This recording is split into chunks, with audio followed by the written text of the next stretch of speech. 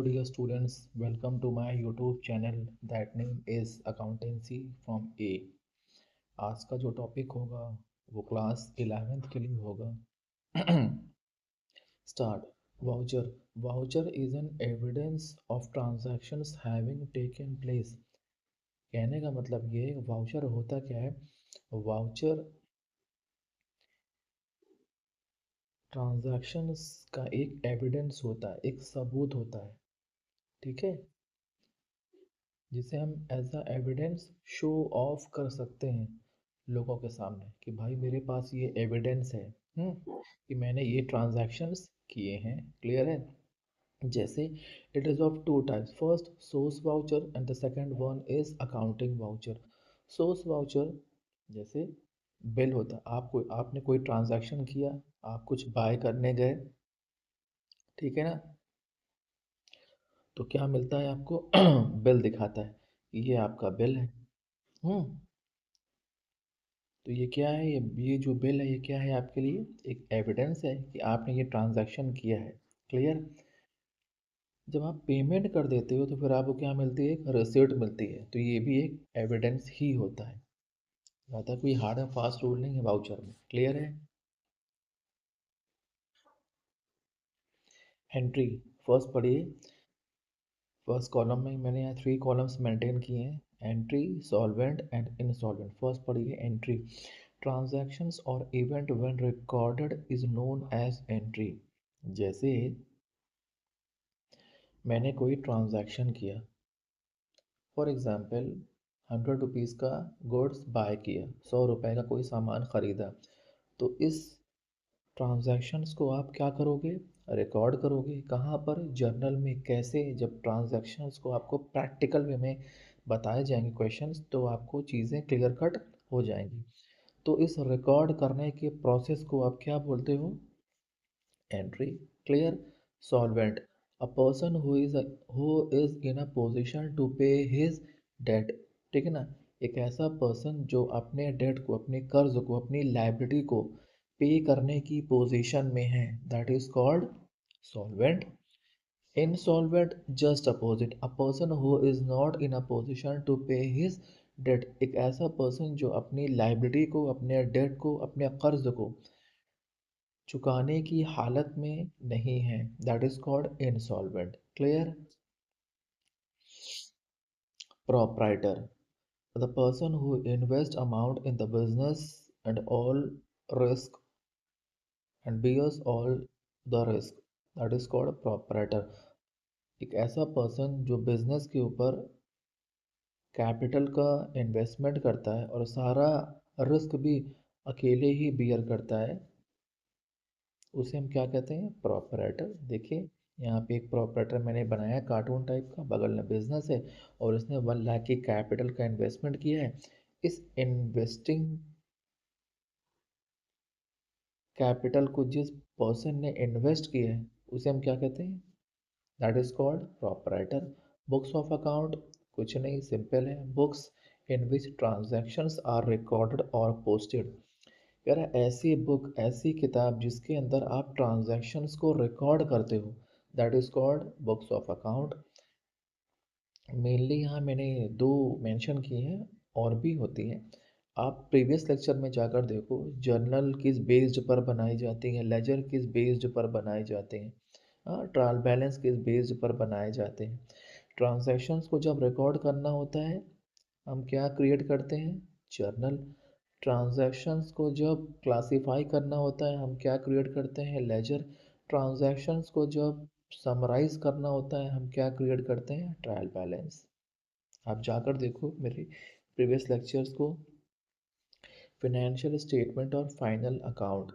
There are 3 types of account, first trading, second profit और loss and third is balance sheet. इसको जब practical करवाएंगे आपको तो चीज़ें बिल्कुल क्लियर कट हो जाएंगी। ट्रेडिंग अकाउंट में जो प्रॉफिट होता है उसे हम ग्रॉस प्रॉफिट का नाम देते हैं। प्रॉफिट एंड लॉस के अंदर जो प्रॉफिट होता है उसे हम नेट प्रॉफिट का नाम देते हैं। और बैलेंस शीट ये शो करती है कि हमारी लाइबिलिटीज़ और हमारी असेट क्या है, हमारी मीन्स बिजनेस की। Clear? Account. It is a record of transactions under a particular head, it is a T shape account. ठीक है ना? तो कह रहा ट्रांजैक्शंस को हम रिकॉर्ड करते हैं, ठीक है ना।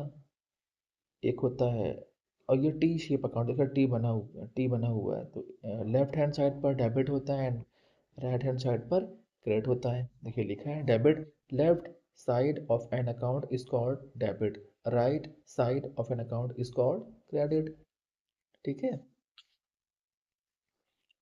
आउटस्टैंडिंग एक्सपेंसेस, देखिए पहले मैंने डायग्राम, आउटस्टैंडिंग का मतलब होता है बिजनेस को अभी देना बाकी है, क्योंकि ट्रांजैक्शंस हम जो भी रिकॉर्ड करते हैं वो बिजनेस के पॉइंट ऑफ व्यू से ही रिकॉर्ड करते हैं। ओनर मीन्स नथिंग, ओनर के हिसाब से कुछ नहीं होता। ओनर को बेस्ड मान के हम कोई काम नहीं करते, सारा कुछ बिजनेस को ही बेस्ड मानकर किया जाता है, ठीक है। देखिए मैंने यहाँ पे ऐसे डायग्राम बनाए हैं, 10K 10K 10K मतलब 10,000 का पेमेंट हो रहा है। देखिए सब पे रेड कलर का टिक लगा हुआ है। जहाँ क्रॉस लगा है मतलब 2 मंथ का, 2 मंथ का, ये एक एक ब्लॉक 1 मंथ शो कर, 2 मंथ का अभी हमने एक्सपेंस शो नहीं किया, मतलब 2 × 10 कितना हो गया 20,000, मतलब 20,000 रुपये अभी हमारे ऐसे एक्सपेंस है जो हमने कर दिए हैं, बट अभी हमने उस एक्सपेंस के रिगार्डिंग पैसे का पेमेंट नहीं किया, आउटस्टैंडिंग है, लाइबिलिटी है हमारी, ठीक है ना। इसीलिए मैंने देखिए नीचे लिखा है एक बड़ा सा करंट लाइबिलिटी, पढ़िए। आउटस्टैंडिंग एक्सपेंसेस, एक्सपेंसेस ड्यू और एक्सपेंसेस अनपेड, ऐसे एक्सपेंसेस जो अभी तक ड्यू हैं, बकाया है, बट हमने उस, हाँ, और हमने इसका पेमेंट भी अभी तक नहीं किया। जैसे it is an expense that has been incurred during the accounting year but has not been paid yet, ऐसे एक्सपेंस जो हमने कर दिए हैं बट अभी तक हमने उनका पेमेंट नहीं किया। फॉर एग्जाम्पल, आगे दिया है क्या एग्जाम्पल, नहीं दिया है, कोई बात नहीं, समझा दे रहे हैं। जैसे मेरे ऑफिस में एक एम्प्लॉय वर्क करता है, क्या नाम है उसका, मिस्टर राम फॉर एग्जाम्पल, ठीक है ना। उसकी सैलरी है 10,000 पर मंथ, तो मैंने उसे 1 अप्रैल से, फॉर समझा रहे हैं आपको, अप्रैल मई जून जुलाई सब सारी सैलरी दी। लास्ट 2 मंथ की सैलरी मींस फेब एंड मार्च की, अगर फाइनेंशियल ईयर की बात कर रहे हैं तो मतलब 1 अप्रैल 2026 टू 31 मार्च 2027 की बात कर रहे हैं, तो मैंने उसे 1 अप्रैल से लेकर जैन तक की सैलरी पे कर दी, मतलब लास्ट 2 मंथ की सैलरी, मतलब फेब और मार्च की सैलरी नहीं पे की। तो ये जो 2 महीने की सैलरी मैंने उससे नहीं पे की, वो क्या हो जाएगी बिजनेस के लिए आउटस्टैंडिंग एक्सपेंस। एक्सपेंस क्यों, क्योंकि सैलरी कौन देगा, बिजनेस। किसको, एम्प्लॉय को। एम्प्लॉय के लिए क्या है, इनकम है, बिजनेस के लिए क्या है, एक्सपेंस है, क्योंकि ट्रांजैक्शन जो रिकॉर्ड किए जाते हैं वो बिजनेस के बेस्ड मानकर किए जाते हैं, not a not an employ, clear है। तो ये क्या है, करंट लाइबिलिटी, प्रीपेड एक्सपेंस, ठीक है ना। जस्ट आउटस्टैंडिंग का जस्ट अपोजिट होता है प्रीपेड। देखिए मैंने यहाँ फिनेंशियल ईयर का एक डायग्राम बनाया हुआ है, 1 अप्रैल से लेकर, देखिए चला चला कहाँ तक चला, पूरा येलो पार्ट तक चला। तो ये जो येलो पार्ट जहाँ ख़त्म हो रहा है वो उसे मैंने क्या नाम दिया, 31 मार्च का, मतलब फिनेंशियल ईयर कहाँ से स्टार्ट हो रहा है, ये ब्लैक वाला 1 अप्रैल से लेके येलो वाले कंप्लीट पार्ट तक। ये जो ब्लू वाला पार्ट आगे है ये नेक्स्ट फिनेंशियल ईयर स्टार्ट हो रहा है, ठीक है, समझा दे रहे हैं आपको। जैसे ये जो ब्लैक वाला फाइनेंशियल ईयर स्टार्ट हो रहा है 1 अप्रैल वाला, इसे नाम देते हैं 1 अप्रैल 2026 टू लास्ट येलो वाला पार्ट देखिए 31 मार्च 2027, ये एक फाइनेंशियल ईयर हो गया। पहले समझा दे डायग्राम, फिर हो क्या रहा है फिर समझाते हैं आपको। ब्लू वाला पार्ट देखिए आप, ब्लू वाले पार्ट में साफ साफ लिखा हुआ है कि ये जो फाइनेंशियल ईयर स्टार्ट हो रहा है ये स्टार्ट हो रहा है 1 अप्रैल 2027 टू 31 मार्च 2028, क्लियर। अब मैंने कहा कि 1 लाख रुपीज़ का पेमेंट अपनी सैलरी का, 1 लाख रुपीज़ का पेमेंट सैलरी, सैलरी नहीं, हाँ कह सकते हैं, कह सकते हैं। जैसे मैंने वहाँ एग्जाम्पल लिया आउटस्टैंडिंग वाले में, ठीक है ना। एक एम्प्लॉय है, देखिए मैंने बनाया हुआ कार्टून टाइप, तो 5 मंथ की सैलरी मैंने दे दी अपने एम्प्लॉय को, तो 3 मंथ ये जो येलो वाला है, तो 1 लाख, 1 लाख देखिए लिखा भी है 1L, ठीक है ना। 3 येलो पार्ट और 2 ब्लू पार्ट, तो टोटल 5 पार्ट्स हैं, मतलब 5 मंथ को मैंने शो करवाना चाहा अपने डायग्राम में, और पर मंथ की जो सैलरी है वो 5 लाख रुपीज़ है। तो ये जो 3 मंथ जो होंगे ये तो इसी अकाउंटिंग ईयर में हो रहा है, मतलब 1 अप्रैल 2026 टू 31 मार्च 2027। ये जो लास्ट के दो ब्लू वाले कॉलम है, मतलब दो ब्लू वाले मंथ है जिसमें सैलरी 1 लाख दी जा रही है, मतलब 2 लाख रुपीज़ 2 मंथ के बेस्ड पर, वो नेक्स्ट अकाउंटिंग ईयर के लिए मैंने इस अकाउंटिंग ईयर में ही अपने एम्प्लॉय को दो नेक्स्ट अकाउंटिंग ईयर की सैलरी पे कर दी, 3 इसकी और 2 नेक्स्ट की। क्लियर?